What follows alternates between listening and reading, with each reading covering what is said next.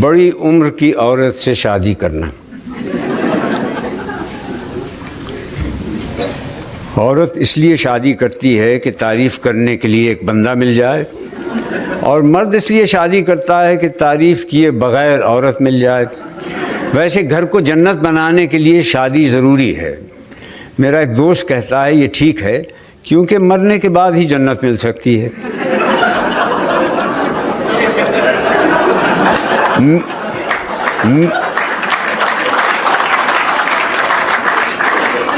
میرے خیال میں تو کمارا احمق ہوتا ہے، لیکن میرا دوست کہتا ہے کہ کمارا احمق ہوتا ہے مگر اسے اپنے احمق ہونے کا پتہ تب چلتا ہے جب وہ شادی کرتا ہے۔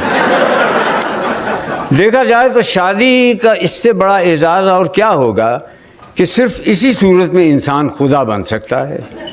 اسے شاید مجازی خدا کہتے ہیں، اس لیے ہیں کہ وہ بھی خدا کی طرح سنتا تو سب ہے، بلکہ ہر وقت سنتا ہے لیکن بولتا نہیں۔ پہلے میرا بھی یہی خیال تھا کہ ہر عورت شادی کرے مگر کوئی مرد شادی نہ کرے، لیکن اب میں کہتا ہوں کہ ہر مرد کو بڑی عمر کی عورت سے شادی کرنا چاہیے۔ میرے دوست کے خیال میں شادی نہ کرنے کی ایک صورت یہ بھی ہے، کیونکہ آپ جس عورت سے بھی کہیں گے کہ میں بڑی عمر کی عورت سے شادی کرنا چاہتا ہوں، وہ کہے گی اس کا مطلب یہ ہے کہ آپ میرے ساتھ شادی نہیں کرنا چاہتے۔ پھر بڑی عمر کی عورت سے شادی کرنا محکمہ آثار قدیمہ کے ملازمین کے لیے تو ٹھیک ہے کہ جوں جوں چیز پرانی ہوتی جاتی ہے اس میں ان کی دلچسپی بڑھتی جاتی ہے۔ بڑی عمر کی عورت سے شادی کر کے آپ حضرت آدم علیہ السلام کی طرح دنیا کے ان خوش نصیب خاوندوں میں سے ایک ہوں گے جن کی یہاں ساس نہیں ہوتی، ورنہ جب تک سانس تب تک ساس۔ پھر آپ کو بیوی کا حکم مانتے ہوئے بھی شرم نہیں آئے گی، کیونکہ حکم ہے کہ بڑوں کی حکم عدولی نہ کرو۔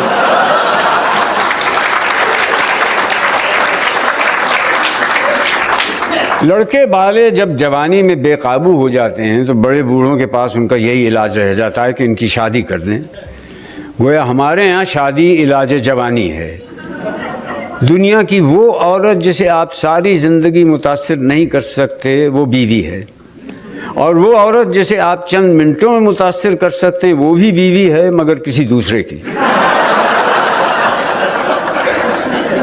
بیوی کی خوبیاں تلاش کرنا ایسا ہی ہے جیسے اپنی خامیاں تلاش کرنا۔ بندہ اس لیے شادی کرتا ہے کہ سکون سے رہے، جو شادی نہیں کرتے وہ بھی اسی لیے شادی نہیں کرتے۔ شادی وہ عمل ہے جس میں دو لوگ مل کر اس طرح رہتے ہیں کہ ایک دوسرے کو رہنے نہیں دیتے۔ ویسے شاعروں کو ضرور شادی کرنی چاہیے۔ اگر بیوی اچھی مل گئی تو زندگی اچھی ہو جائے گی، بیوی اچھی نہ ملی تو شاعری تو اچھی ہو جائے گی۔